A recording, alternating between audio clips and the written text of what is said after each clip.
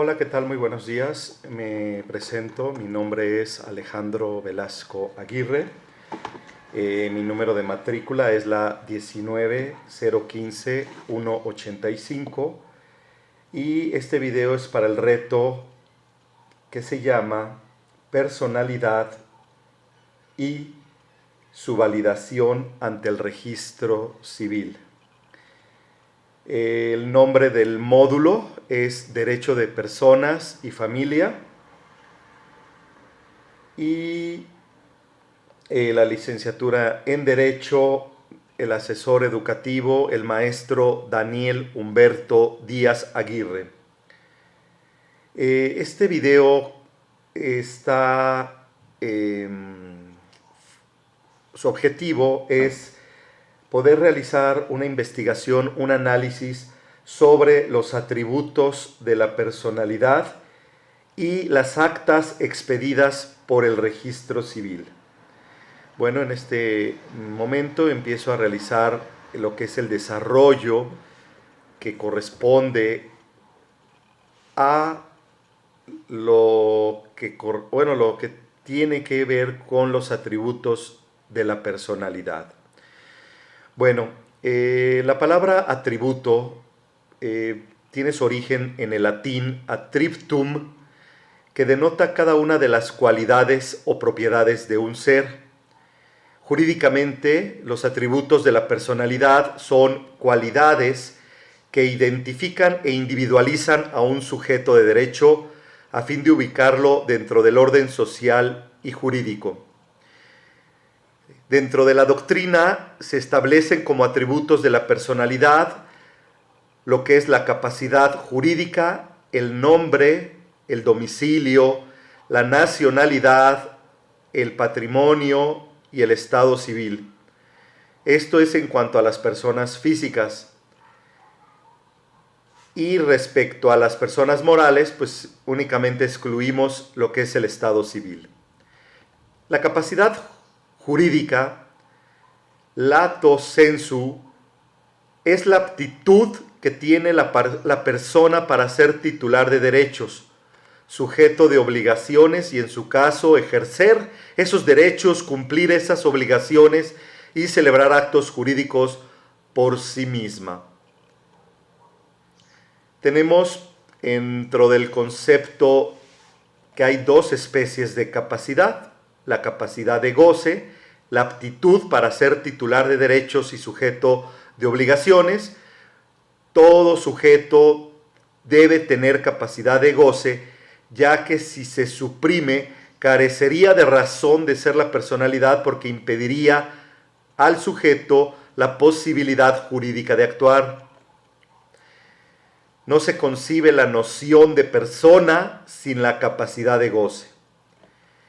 La capacidad de ejercicio se le llama capacidad negocial y se puede definir como la aptitud para ser titular de derechos, sujeto de obligaciones, celebrar actos jurídicos, así como exigir aquellos derechos y cumplir aquellas obligaciones por sí mismo.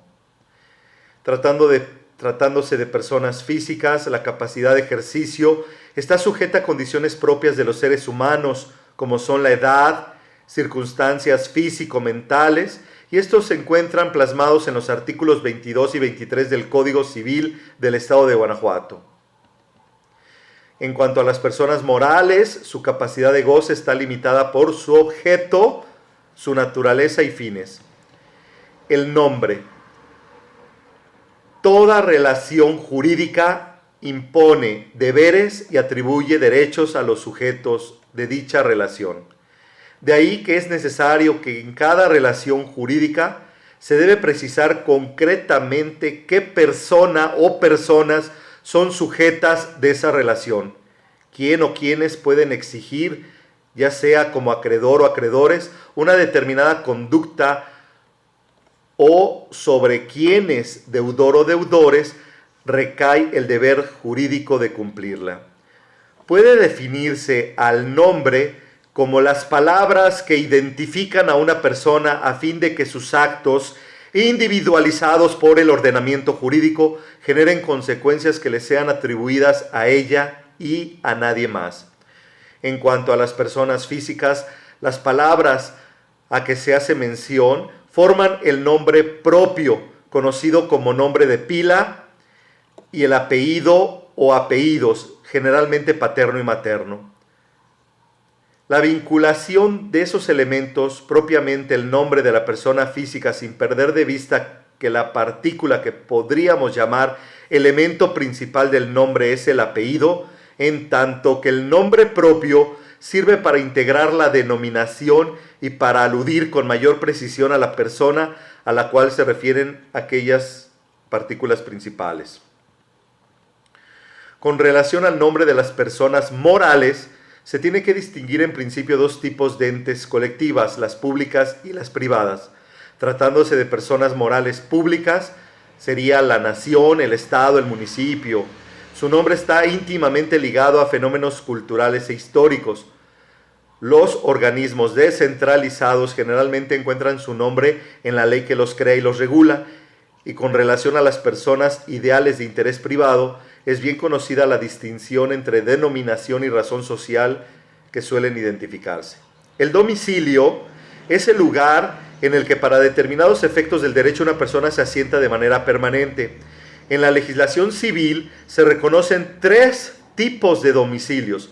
Domicilio voluntario es el que se elige libremente siempre que no se perjudiquen intereses de terceros. Domicilio legal es el que atribuye la ley a una persona aun cuando de hecho no se encuentre ahí. Esto está plasmado en el artículo 32 del Código Civil de Guanajuato. Domicilio convencional, de acuerdo con el artículo 35 del Código Civil del Estado de Guanajuato, es el que se designa para el cumplimiento de determinadas obligaciones. Patrimonio. Puede definirse a este atributo como la universalidad jurídica compuesta por un conjunto de bienes, derechos y obligaciones susceptibles de valoración económica. Resulta oportuno destacar, a decir de Vaqueiro, Rojas y Buenrostro Valls, para algunos juristas modernos, cabe la duda de que el patrimonio sea un atributo de la persona. No obstante, las ideas de dichos juristas Vaqueiro, Rojas y Buenrostro Valls, en razón de que el patrimonio es un factor jurídico que cumple con los extremos que se han señalado como atributo de la persona. Es decir, si bien es cierto, no ayuda para identificar a la persona, sí individualiza al sujeto. Tal vez sea el atributo que más cabalmente cumple con esta función, ya que puede haber individuos que tengan el mismo nombre, capacidad jurídica igual, idéntico domicilio, una nacionalidad común y el mismo estado civil. No obstante, es poco menos imposible que dos personas, aun compartiendo los mismos atributos anteriores, lleguen a tener el mismo patrimonio en relación con sus elementos activos, bienes y derechos, y pasivos, obligaciones. Nacionalidad. La nacionalidad es un atributo de la persona que rebasa la materia civil para ubicarse en el contexto legal del derecho constitucional. La nacionalidad es el vínculo jurídico y político que une a una persona con un Estado-nación. Los artículos 30, 32 y 37 de la Constitución General de la República establecen los requisitos para ser considerado mexicana o mexicano, quiénes son extranjeros y las causas de pérdida de la nacionalidad. Todo ello con relación a las personas físicas.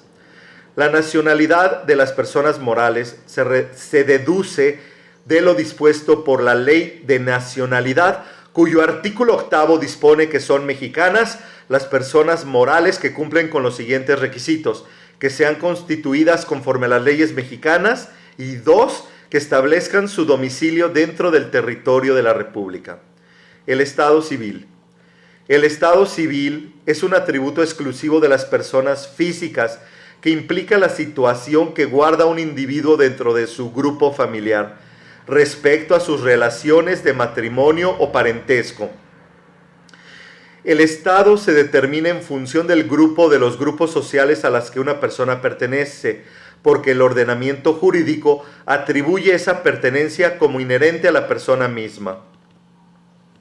¿Cuál es la regulación objetiva de los atributos de la personalidad, con excepción del domicilio y de algunas disposiciones aisladas y sin sistematización alguna relativas a la capacidad de las personas, a su estado civil, a su patrimonio, no existe en nuestra legislación civil regulación expresa y sistemática de los atributos de la persona.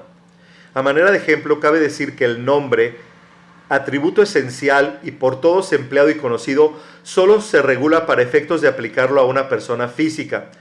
En algunos artículos aislados del Código Sustantivo Civil de Guanajuato, 66 y 75, sin que por supuesto exista defensa alguna con respecto al derecho que esto implica.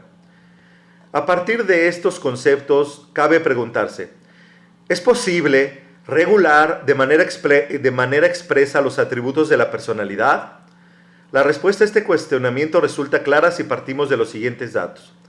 Los atributos de la persona más comunes en las legislaciones civiles son la capacidad jurídica y el domicilio, tanto en lo que se refiere a las personas físicas como a las morales, los cuales se encuentran reguladas 100% de las mismas, aun cuando debe advertirse que no en todos los casos se les da el tratamiento de atributos de la persona ni se les considera como tales en forma expresa. En cuanto al nombre de las personas morales, el atributo se encuentra regulado expresamente en las legislaciones civiles de los estados de Coahuila, Estado de México, Jalisco, Morelos, Nuevo León, Puebla, Querétaro, Tabasco y Veracruz.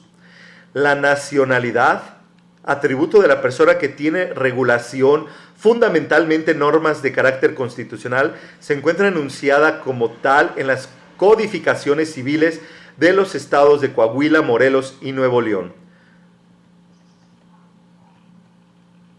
Por último, cabe mencionar que solo los códigos civiles de los estados de Coahuila, Morelos y Nuevo León regulan en su totalidad los atributos de la persona, tanto de la física como de la moral, resultando evidente que las legislaciones civiles no regulan los atributos de la persona en forma expresa, lo cual no implica necesariamente que sean las mejores o las más modernas. ¿Cuáles son las conclusiones de esta investigación? Bueno, en los ordenamientos sustantivos civiles de otras entidades federativas ha sido factible normar positivamente los atributos de la personalidad. Es imperante que nuestra legislación civil alcance esos niveles de regulación a fin de adaptarla a las necesidades prácticas del momento. Nuestro ordenamiento civil sustantivo requiere una renovación sustancial a fin de iniciar el camino a la modernidad, que otros códigos de la materia de algunas entidades federativas de nuestro país ya comenzaron. Es menester que las normas jurídicas objetivas se vayan actualizando, moldeándose en función de las exigencias sociales, que recojan aspectos acerca de los cuales a la sociedad le es indispensable tener seguridad jurídica. Esta modernización implica, entre otras innovaciones y actualizaciones, la de dar reconocimiento legal a los atributos de las personas a fin de que queden específicamente regulados y por ende enmarcados a nivel legal, rebasando así los linderos de la doctrina. Muchas gracias.